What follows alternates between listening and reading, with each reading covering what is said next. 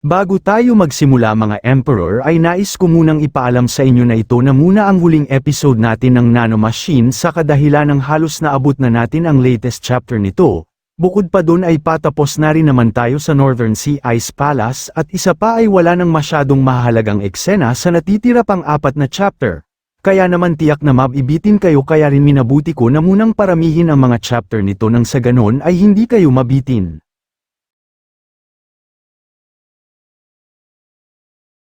Sa nakaraang video ay natapos tayo kung saan ay matapos na makita ng tumatayong Palace Master ang ating bida na si Xian Yuhun sa kanyang harapan, ay sinabihan naman siya nito na ngayon na nagawa na niyang mahawakan ng personal ang Divine Relic na kanyang hawak, ay siguro naman ay naiintindihan na nito ang kanyang ibig sabihin kanina, na hindi nito magagawa na ibigay sa kanya ang Divine Relic na ito. Dahil doon ay napasabi naman sa kabilang banda ang pinuno ng Moyong clan na kung papaanong nangyari ang ganong klase ng bagay, dahil nung una ay napasa kamay ni Xian Yuhun ang essence core ng Dragon Turtle, at ngayon naman ay ang Cold Ice Staff ng mga ito. Sa isip ng binata ay napapasabi siya na hindi nito naisip na maaarig makuha ito ng iba bukod sa kanilang pamilya ng kanilang unang Palace Lord. At kaya pinagbigyan sila ng mga ito ng pagkakataon na subukan ay dahil umpisa pa lamang ay alam na nito na hindi sila magtatagumpay, at mukhang ginamit lamang sila nito upang kumbonsihin ang buong miyembro ng kanilang palasyo. Sa kinaroroonan naman ng ating bida ay masayang sinabihan naman nito ang tumatayong Palace Master gamit ang sound telepathy na nagpapasalamat ito dahil sa pagbibigay nito ng perpektong pagpapatunay sa lahat ng nakakakita sa kanila. Kaya naman ay agad siyang napasigaw at sinabihan ang ating bida na paslangin na lamang siya nito. Dagdag niya na hinding-hindi niya kikilalanan ang kagaya lamang niya, upang mapasabi naman ang iba na maging sila ay susunod din sa nais nito dahil labag din sa kanilang loob ito. Napatanong naman si Xian Yuhun na kung talaga ba na tumatanggi itong kilalanin siya. Kaya naman ay inasar niya ito kung magagawa ba siyang mapaniwala nito kung ipapakita niya sa kanila ito ng direkta. Matapos ay itinaas nito ang Cold Ice Staff, upang magpakawala ito ng napakalakas na kapangyarihan ng yelo. Sa nangyari ay natigilan naman dito ang tumatayong Palace Master ng Northern Sea Ice Palace. 2 linggo ang nakalipas matapos nito, ay napasabi ang Young Master ng Northern Sea Ice Palace na ang muling pagtatayo ng kanilang palasyo ay maayos nang naisasagawa. Napasabi naman ang isang elder na hindi pa din naaalis ang ilan sa mga nawasak na gusali sa lugar na ito, ngunit ang lahat ng mga tubig sa lugar ay nagawa ng matanggal, kaya naman ay wala nang magiging problema sa pag-aalis ng mga ito, at ang lahat ng ito ay dahil sa tulong ni Xian Yuhun na ang kanilang Grand Palace Master, dahil hindi niya naisip na magagawa niyang mapagyelo ang ganitong klase ng butas. Napasabi naman ang Young Master na habang pinagmamasdan niya ang mga ito ay mas lalo lamang siyang namamangha. Kaya naman ay napatanong ito sa mga elder na kung magagawa din ba niya ang gawin ito kung paghuhusayan niya pa ang kanyang pagsasanay ng Extreme Cold Ice Heavenly Art. At bukod doon ay mayroon pa kayang may kung sino na wala sa kanilang lahi ang may kakayahan na gawin ang ganitong mga bagay, na sinagot naman ng elder na hindi siya ang taong kung sino lang na basta-basta lamang na mahuhusgahan. Subalit sabi nito na kahit na ganun ay maswerte pa din sila dahil sa nagawang maresolba ng maayos ang kanilang sitwasyon, na sinang-ayunan naman ng binata kahit na hindi niya agad na intindihan ang intensyon ng Demon Lord. Nang bigla naman niyang naalala ang ginawa nito, dahil sa madali lamang niyang napagyelo ang malaking bahagi ng katubigan na nagmumula sa butas sa ilalim ng lupa, dahil dito ay agad naman na lumuhad ang lahat ng mga miyembro ng Northern Sea Ice Palace, at nagbigay galang sa tunay na master ng kanilang Divine Relic, matapos ay iniangat naman ni Xian Yuhun ang sand at ang kanyang hawak-hawak. Sabi nito na noong una ay inakala niya na nawala na ang lahat sa kanila sa taong hinangian nila ng tulong, at sa tingin niya ay mas malala pa ito kumpara sa pagkatalo sa kanyang uncle na si Dan Juqian na mula sa kanilang lahi.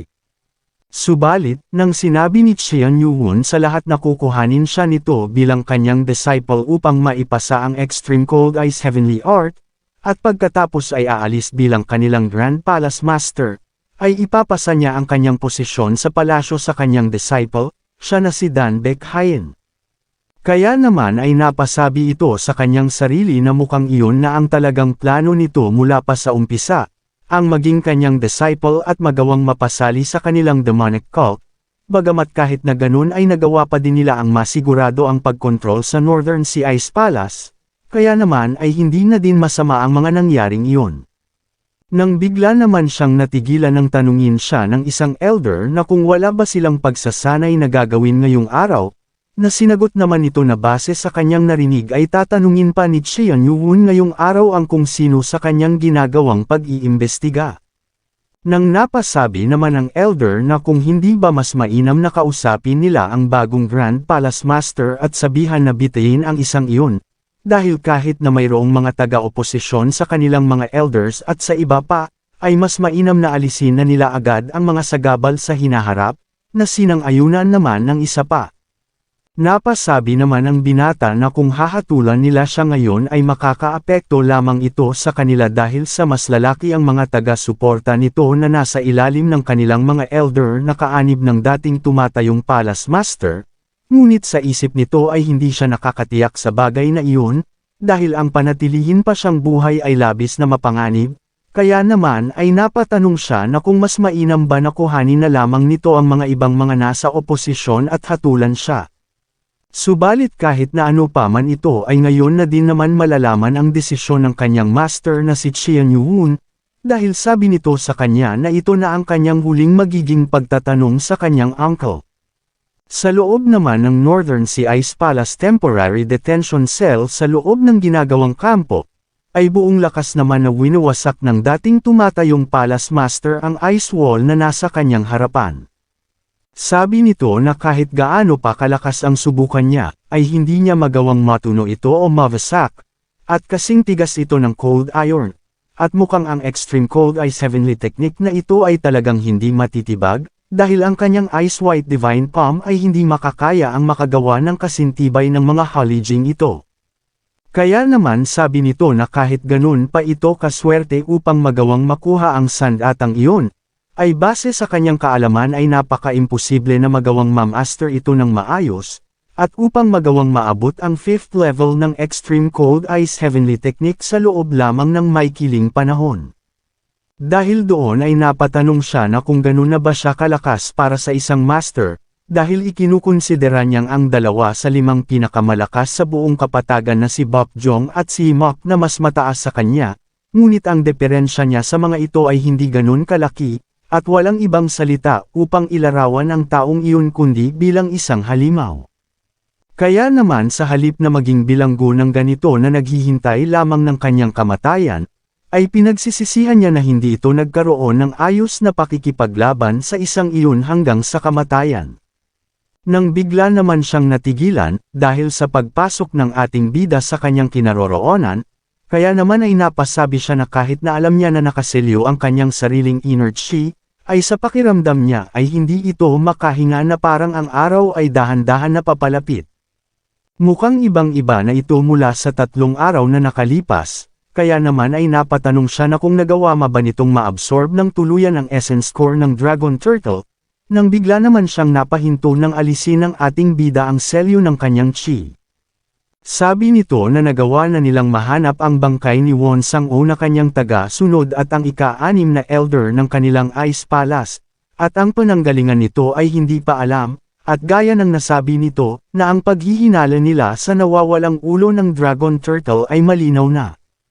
Hindi naman siya sinagot nito, kaya naman ay sinabihan siya ng ating bida na nagawa na nitong pakawalan ang pagkakaselyo ng kanyang acupoints kaya naman ay maaari na itong sumagot,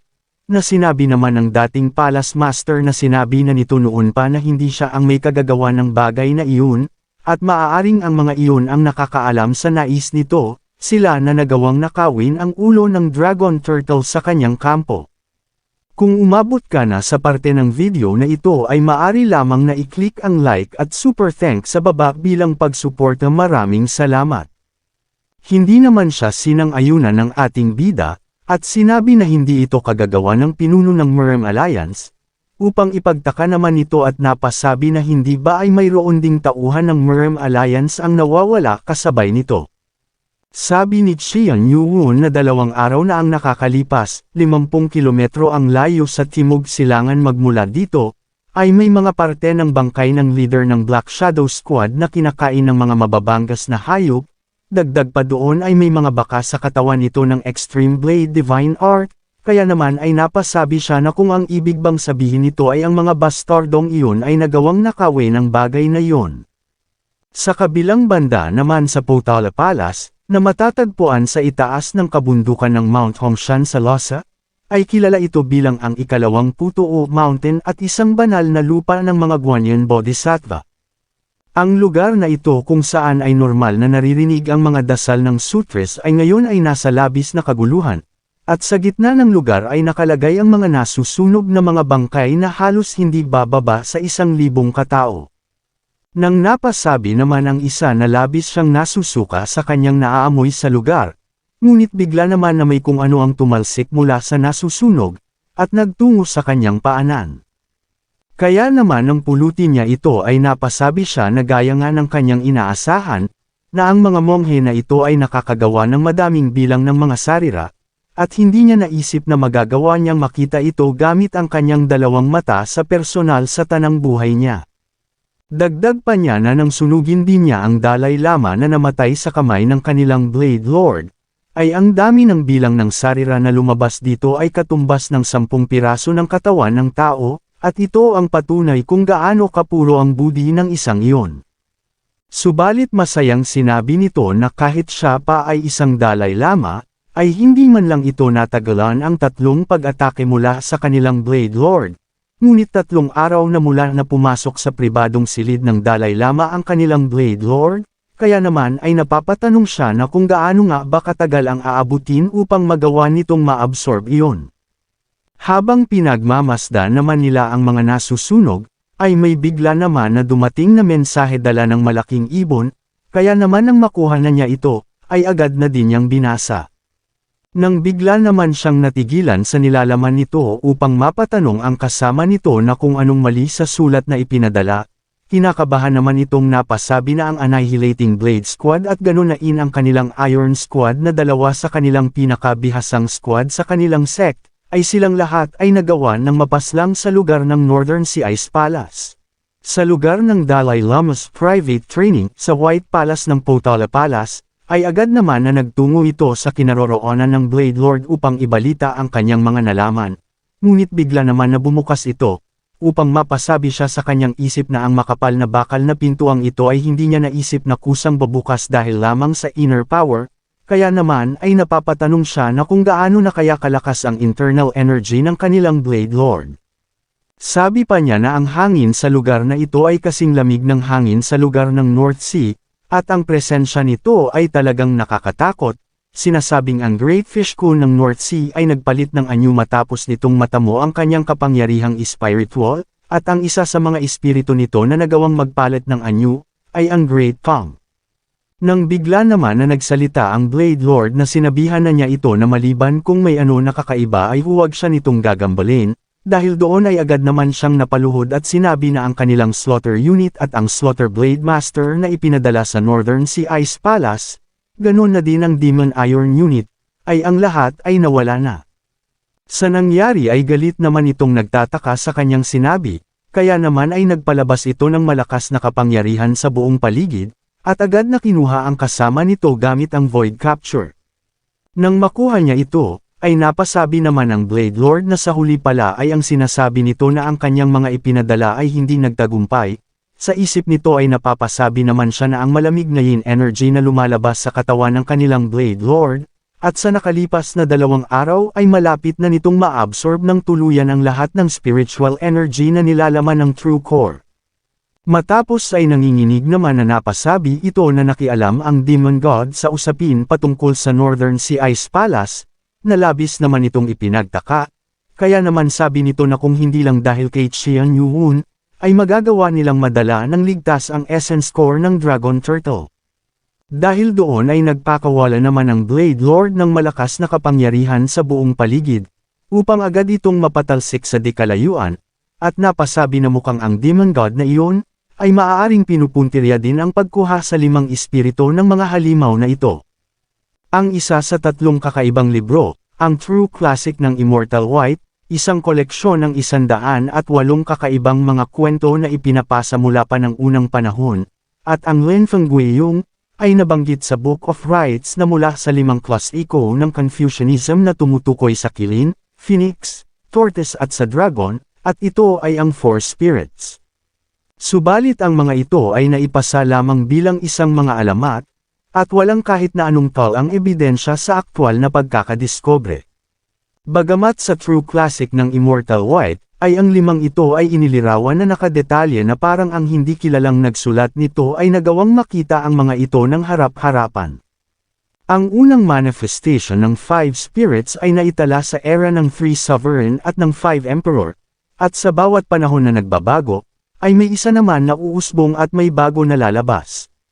Habang umiiral ang mga nakakatakot na spiritual beast gaya ng fire kilin o ang dragon turtle na nagawang mapaslang ng mga tao, ay ang iba pang mga spirit ay naging tapat sa kanilang buong pag-iril sa pagkukultivate ng kanilang spiritual power at nagsusumikap sa lugar ng immortal realm. Kaya naman sa huli, ang chapter ng 5 spirits sa Immortal White Classic, ay nag-iwan ng misteryosong daanan na naging tampulan ng tawanan ng iba, subalit mayroong kung sino ang sineryoso ito upang ikagulat ng buong Zhongyuan, at ito ay ang first emperor ng Qin, ang unang taong pinagkaisa ang buong sentro ng kapatagan.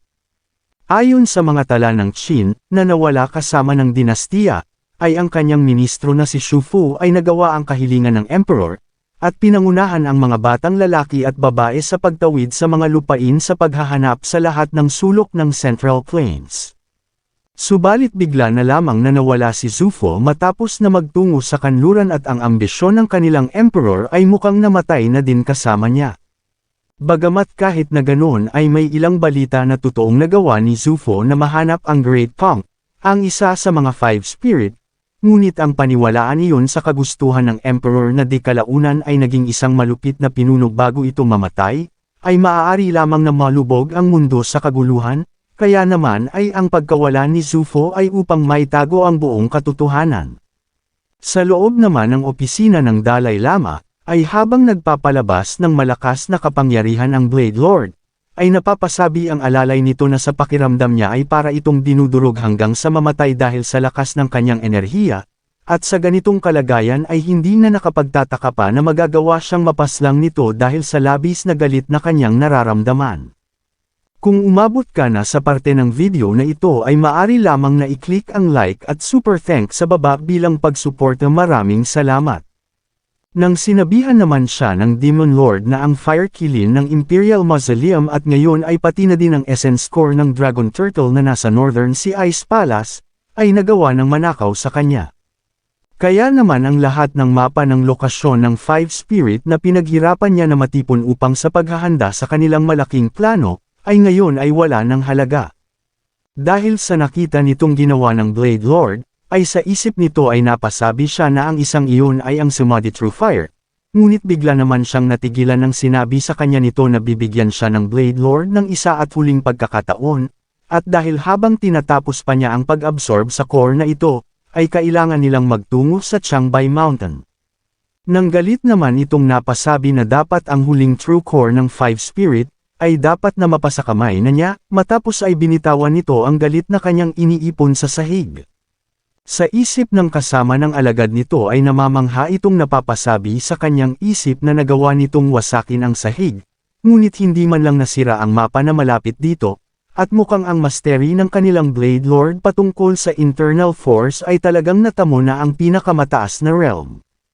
Nang napasabi naman ito sa kanilang Blade Lord na subalit kung magtutungo sila sa lugar na iyon ay ang kakaharapin nilang nagbabantay sa pasukan ng Changbai Mountain ay ang taong iyon. At nakita naman na ng sarili niyang mga mata 20 taon na ang nakakalipas kung gaano kalakas ang martial arts ng taong iyon. Sa nangyari ay sinagot naman siya ng Blade Lord na sinong nagsabi sa kanya na kailangan niyang paslangin ang taong iyon. Dahil ang Demon God ay ngayon ay nagtataglay na ng 2 sa 5 Spirit Core na ang ibig sabihin ay naghahangad din ang isang iyon ng walang hanggang buhay, kaya naman ang ibig sabihin lamang nun ay magtutungo din siya sa Changbai Mountain. Kaya naman ay tinanong nito ang kanyang tagasunod na kung naiintindihan ba niya ang nais nitong sabihin. na labis naman nitong pinagtakahan. Sa kabilang banda naman sa kinaroroonan ng ating bida na si Xian Yuwon, ay bigla naman niyang binuksan ang kanyang hawak na mahiwagang sandata, upang may kung anong mangyari dito, at sa loob lamang ng ilang sandali ng pagbabagong anyo ng hawak niyang sandata, ay naging isa itong armor. Sa gulat naman ng tumatayong Palace Master ay napatanong siya na kung ito ba ang nakatagong kapangyarihan ng divine artifact na ito, na sinang-ayunan naman ng ating bida. Kaya naman sa isip nito ay napapasabi siya na imposible ang mga nangyayari, dahil inakala niya na isa lamang nagkataon na nagawang makuha ng Demon God ang divine artifact na Profound Cold Ice Staff at nagawang maging master dahil lamang sa siya ang nakaunang nakakuha sa bagay na iyon. Subalit sabi nito na kahit alin man sa mga ulat patungkol sa bigong o sa kahit na anong oral tradition, ay walang nakasaad dito na ang divine artifact na ito ay nagagawang magbagong anyo bilang isang armor. Kaya naman ay napapatanong siya na maaaring walang kahit na isa sa mga nakalipas na Palace Lord Master ang nagawang makuha ang tunay na kapangyarihan na iniwan sa kanila ng tagapagtatag ng Northern Sea Ice Palace. Bukod pa doon ay maging siya ay naniniwala na ang tanging nakatagong kapangyarihan ng sandata ay ang patungkol lamang sa Profound Cold Ice Art at ang Profound Cold Ice Palm Techniques na nakaukit sa sandata. Matapos na mapaluhod sa labis na panlulumo ay napatanong siya na kung talaga bang ang taong ito ang napili ng kanilang tagapagtatag, at kung talaga ba na pumili ito ng kanyang tagapagmana na hindi nagtataglay ng dugo ng kanilang mga ninuno. Dagdag pa nito na siguro ay magmula ng hinayaan ng kanyang mga tagapagmana na hayaan lamang na paslangin ng mga taong labas ang kanilang mga kadugo, ay ang espiritu nito ay nadismaya na sa kanila at ang kalamidad na ito ay kailangan nilang pagdaanan, at mukhang inaani na nila ngayon ang kung ano ang kanilang itinanim noon. Nang bigla naman siyang natigilan ng sinabihan siya ni Xian Yuwon na kung magpapatuloy ito na kumontra sa kanya hanggang sa huli ay wala na siyang iba pang magagawa kung hindi ang alisan siya ng kanyang ulo ngayon na mismo, ngunit bago niya gawin iyon ay nais muna niyang siyang aloki ng isa at panghuling alok. Sabi ng ating bida na kung susumpa ito ng katapatan at susunod sa kanya, ay ibibigay niya dito ang pwesto ng commander sa hangganan ng Hilaga. Sa nangyari ay hindi naman makapaniwala ang dating tumatayong Palace Master na ang inaalok nito sa kanya ay ang taong mamumuno sa buong hangganan sa Hilaga, at siya ang mamamahala sa buong martial world sa lugar na iyon. Kaya naman matapos na bumalik sa dati nitong anyo ang sandata niyang hawak, ay marahan naman niyang iniabot ito sa kanya, na agad din naman niyang tinanggap, at labis na nakaramdam ito ng saya nang makitang hindi na siya tinatanggihan ng divine artifact. Kaya naman ay napasabi siya na ang Demon God na ito ay mukhang nagsimula ng alab sa kanyang kaloob-looban, at ang taong ito na nakatayo sa kanyang harapan, ay maaaring maging ang pinakamalakas na martial master sa buong martial world na nakita ng sino man, at kung mag-iiwan siya ng kanyang pangalan sa kasaysayan na ang taong ito ang gumawa, ay hindi ba isa itong pinakamataas na karangalan na kanyang makukuha? Dahil doon ay masaya itong napasabi sa kanyang isip na muli siyang tatayo ngunit sa panig na ng Demon God. Kaya naman ay masaya nitong tinanggap ang alok sa kanya ni Xian Yuwon ng buong buo, at kahit na hindi siya karapat-dapat ay nagmamakaawa siya na tanggapin ng ating bida ang buo nitong katapatan. Dahil doon ay sinabi ni Xian Yuwon na ngayon ay itinatalaga na siya nitong commander sa hangganan ng Hilaga at magiging third great elder ng kanilang demonic cult, na masaya naman itong sinang-ayunan. Sa nangyari ay isa na naman top-tier master na 5 great experts level ang nagawang maipasok sa panahon ng pamumuno ni Xian Yuwon, at sa oras na ito, ay ang ating bida ay bukas na inilantad para sa unang pagkakataon ng kanyang ambisyon sa pagiging isa ng buong martial world.